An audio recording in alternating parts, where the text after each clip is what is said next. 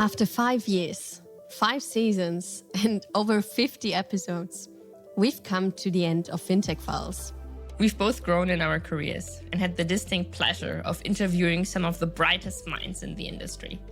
So, for our final episode, let's take a look back at what has been an incredible journey. I can't think of a better way to wrap things up. Let's do it.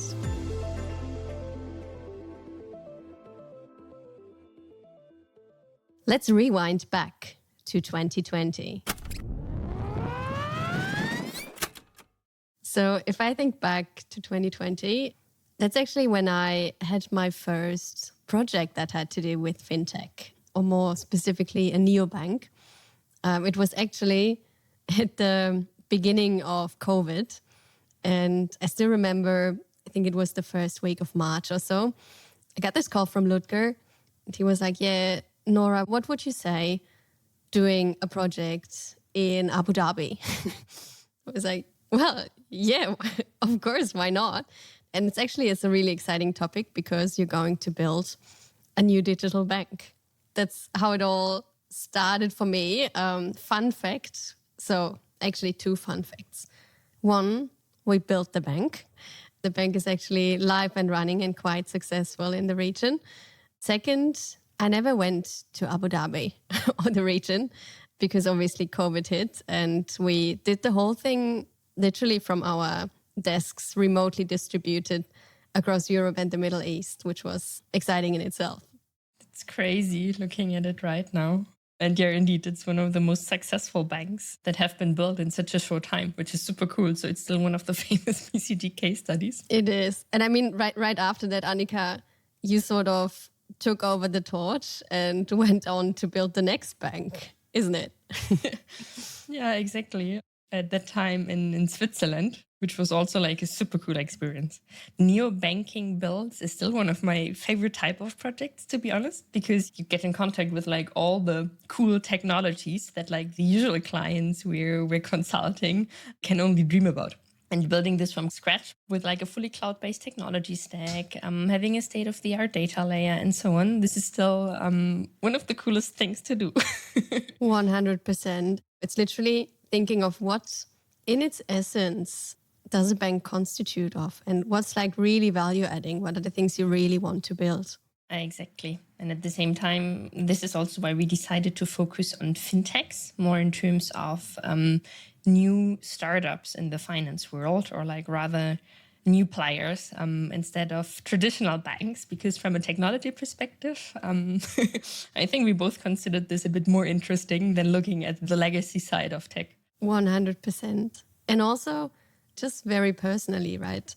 Annika, you and I, we both, I guess we can still say we're pretty young, but back in 2020, we both were at the start of our careers, and there we were as senior IT architect and senior consultant working on these exciting projects. But obviously, most of our colleagues and clients around us, they were much more senior, much more experienced. They had loads of years working in the industry, working with the big banks in their pockets, but they also haven't yet built a fintech. So it was more of a level playing field for us. And it was actually a topic that we were really well placed to dive deeper into. So the opportunity we then took. Fully agree. I remember when we prepared the pitch for the podcast, like all the excitement we had, like all the iterations we did before going to the key sponsors, like what is the value add for BCG Platinion? I think looking back, when we first pitched it, I could have never imagined that we had this amount of support from our employer to basically bring the first BCG Platinion podcast to life while just being like senior architects and senior consultants. Yeah. And I mean, especially back then, I still remember also us talking like, hey, this whole neobank and fintech thing, this is really cool. We want to do more of that. And what if we run out of projects? Like, how can we still get a hold of it and do something with it? And you officially started the fintech initiative or neobanking initiative at Platinion. And we were thinking of new formats to go out to the market. And I mean, the default way is to write an article, which is still a really good format, but we didn't deem it the most suitable for such a cool topic as a fintech. So we went for a podcast. Looking back at when we started, what were your personal dream guests when we started the show? I definitely had a crush moment when Solaris agreed. And when we had the CPO, your Kovine back then, talking actually about how they built the product that they had back then, as in building their own core banking system, which was a pretty exciting case study for me. How about you, Annika? This was also one of my favorites, to be honest. Maybe then on the more tech product side, I also really loved that we got the chance to speak with the former, I think it was general manager of Mambo at this point of time, since this is like one of the most cutting edge core banking systems that we like touch on a daily life. One highlight was also for me the episode with ABN AMRO, where we talked to Annika, because I would have never imagined that we have so knowledgeable and senior guests that we get the chance to interview. I also think it's pretty cool that we managed to get some of our own colleagues in the podcast. So just thinking about Akin Soysal, who is really like leading everything on wealth tech here for BCG globally. Kirsten, obviously one of our AI experts globally. Kirsten was amazing, exactly. And similarly, when I interviewed Akram Awad a few weeks back, I mean, he just did a TED talk on AI that had like 1 million views. So getting those people really sharing their thoughts and actually discussing their key ideas and the impact on the finance world, for me, this was pretty impressive, to be honest. Yeah, absolutely. And I just had to also think back, looking at across the seasons, basically, when we started in season 1. And I mean, I still remember, I think Jörg Howein was actually one of our first, I'd say, more senior guests. He was a chief product owner. I was quite nervous before that. Imposter syndrome was real. It was, still is, to be fair, but you get the hang of it at some point. I was there sitting like, firstly, how did we get this person sitting here with us and actually talking to us? How can we be worth their time? But then actually turning it into a really nice conversation and getting these great insights. And it also gave me quite a few cool projects like during the actual casework we do. So I'm not sure, do you remember the episode we did with the CTO of TUM, Ove Kreisson? Oh, absolutely, yeah. Basically a super cool banking platform. And I remember like a few weeks after we published the episode, like my client wanted to know, what do you think of this? And then I could like casually drop, it's quite cool from a tech angle. Like I interviewed the CTO a few weeks back. So I think it was not only a super cool learning curve from a content perspective, but also getting to know all these like impressive experts and bright minds. 100%. One thing that's also super interesting is to just see where my podcast microphone has traveled with me. I mean, first I moved to Dubai to open up the Platinion office there. Then 2 years later, Riyadh is now my home base. And also whenever I had cases outside the region, like whether it was London, whether I went on like the longer vacation in Australia, my podcast microphone always followed the journey. I think it's also a bit similar for you, Nora, no? Yeah, fun fact. I'm recording this from my travel microphone. My good microphone is currently stuck at customs in Germany since I'm moving back. So first moved a bit within Germany, but I had the absolute honor to spend a year and a bit in Sydney. As I said, I'm just moving back, working literally on the other side of the world for some time and doing exciting banking and non-banking projects. That was such a great opportunity. And I learned so much from it, met so many amazing people, and was just grateful for having that opportunity. I agree. And at the same time, I think it's also cool how we managed to cover most of the regions here in this world. I mean, I would have never thought in the first days of our podcast that I would do a live recording at Money 2020 with the CEO of Saudi Fintech ever. When I interviewed PayTaps, I think getting this opportunity, it was incredible. And did your imposter syndrome kick in back then? Yes, for sure. Well, you can't tell from the recording. Still, it's super cool seeing how far this has come and developed.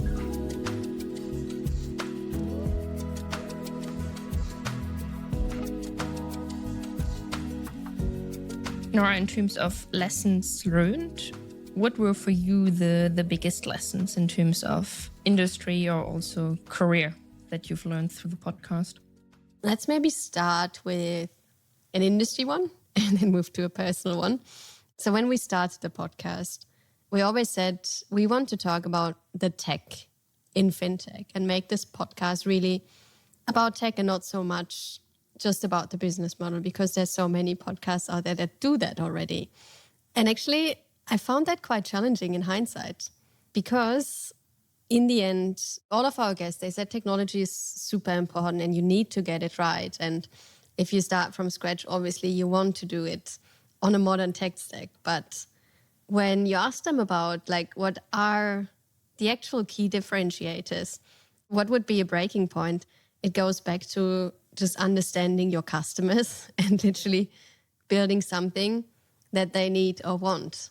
And there's so many different ways to do that from a technology perspective. So learning from me, as excited as you can be about technology, it still doesn't just give you a great fintech. You first need to have a really, really good customer value proposition. Agree. That's a very good point. From my side, I was really surprised like how humble all of our guests were, because everyone still knew like where they started from. Most of them were also talking quite openly about the challenges in their day-to-day life they have working on those topics. I remember when we did this episode with Jacqueline O'Flanagan, who was leading at that point of time the financial service industry for Microsoft. Having her talking openly about what a challenge it still is to find the right people in these areas. Also then the topic of diversity, that it's really not easy to then also help on diversity aspects here. I think that's something we also experienced when we were looking for the right guests. I mean, it's still such a heavily male-dominated industry that we also saw when looking for them. Same. I mean, gender is one aspect, but we looked at the industry across multiple dimensions and also looking at different geographies, emerging markets. I remember one interview I had with Rajat Dayal from Yabex, credit fintech in India. The lessons he shared about how to approach credit decisioning in a market that is, let's say, less developed in terms of the infrastructure you have, the regulation you have, but still has so much potential, because just looking at the Indian population and how you have to approach that differently. That's just brought a super exciting angle to the topic of fintech that we otherwise probably wouldn't have seen. I also remember when I interviewed the founder of MoneyHash, and when he shared how he navigated his life during the Arab Spring, what actually then motivated him to become an economist. I think those kinds of insights were quite unique for me during all the episodes we recorded over the last 5 years. Yeah. So it actually, just personally also, the Fintech Files podcast just gave me an amazing opportunity to talk to so many interesting people and meet so many interesting people that I otherwise wouldn't have had. Like, even if you go to the industry fairs, you would have never met them all. So that's my biggest win. Yes, of course. And also having then this dedicated time with those bright minds and just asking everything you ever wanted to ask them, both on like all the amazing external guests, but also sometimes on our own BCG leaders, was for me one of the highlights.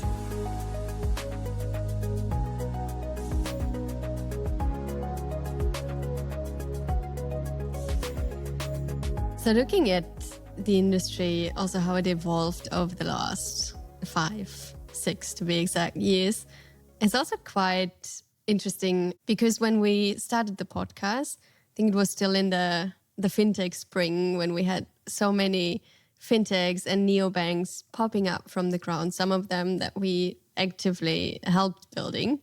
I think that has slowed down a bit, and particularly incumbent banks also have caught up in a lot of the customer experience technology, at least. But yeah, why don't we talk about the most obvious technological innovation that has happened that is shaping the industry right now? No digital or IT strategy we're doing nowadays for banks is going without AI. AI, here it is. Not sure if it was so unpredictable, to be honest, but still 5 years ago, I would not have thought about it with such a depth, to be honest. Yeah, 100%.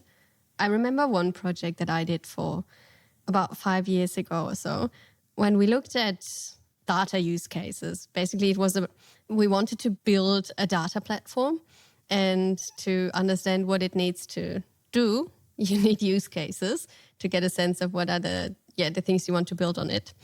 And looking at the use cases we had on our list back then, and me having a bit of an AI, or I would rather say analytics background, I was going through it and I was like, out of the 30, 10 are easy to do, but a lot of the others, they will be doable at one point, but the technology is not there yet. And what large language models can do these days, it's just incredible. I fully agree. I think everyone has watched the news in the last week about the new cloud model. So you can now also detect security vulnerabilities, which is quite impressive to see how far this has evolved from me starting to use ChatGPT 2 years ago by just saying, okay, please summarize me this article. And now Write me a poem. Imagine a day without it. And the opportunities are endless. So I think fast forward, I can't imagine where we're going to be in 5 years. Yeah, absolutely. So every rock that we hit with the technology still, I feel like it's being broken through within the next few months. It's just crazy. But I'm quite excited for what the future holds. Me too. And I think cloud, AI, and blockchain will still be there with us in 5 years or 10 years from now. But only the future can predict in which format. True that. Speaking of the future, Annika, we always ask our guests, right? What's your prediction for the next 10 years? But let's maybe limit it to 5 years for us. I think the topic of integrated wealth management is becoming more and more important. So in terms of functionalities that you don't need to switch to a different broker to just manage your money. And I also think that the end-to-end customer journeys will even become more seamless as they are now.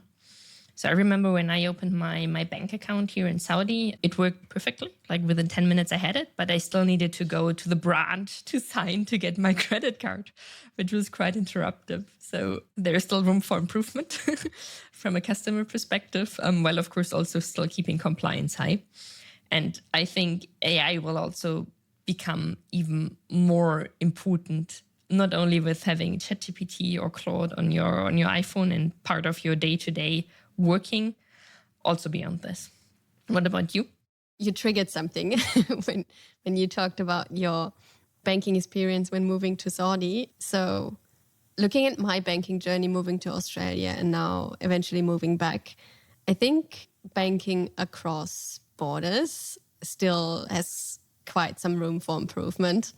And I know it's not easy, obviously, because you're dealing with different regulations and nations. It's obviously not an easy thing. But when you move between countries, it feels very isolated and you feel like you're virtually or physically carrying bags of money around.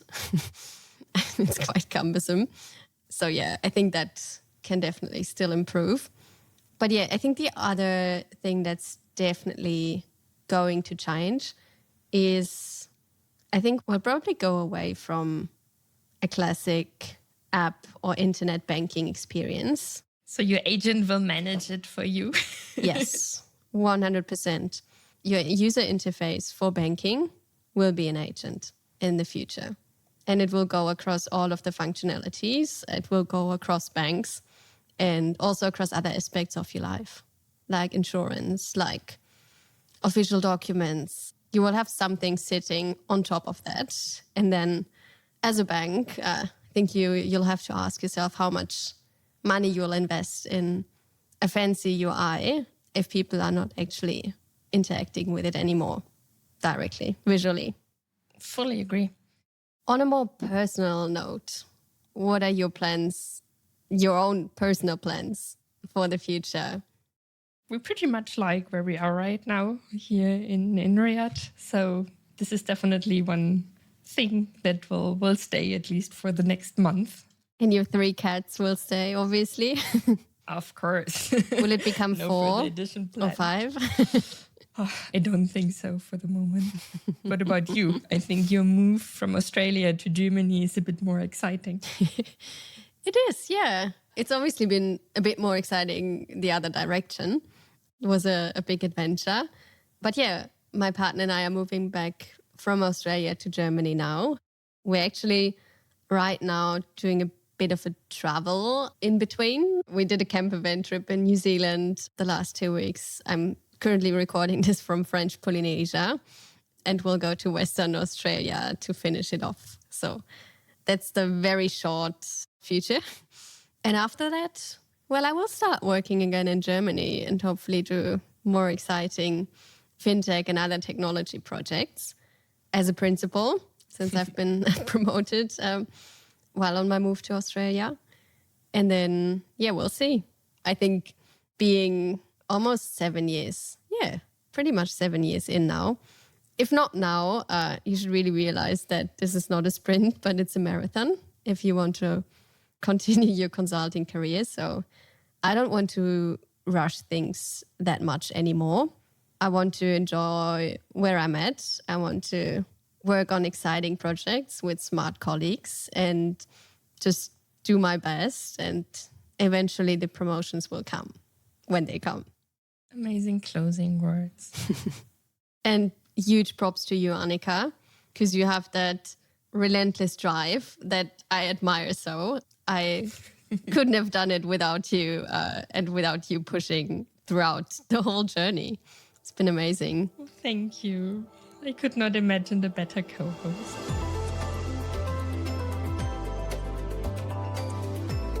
That's a wrap on Fintech Files.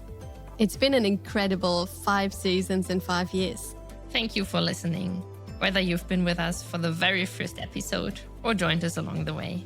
If what you've heard has sparked something and you're ready to discover how you can make an impact in tech, head to bcgplatinion.com/careers to discover what's possible. From both of us, thank you. It has been an immense privilege.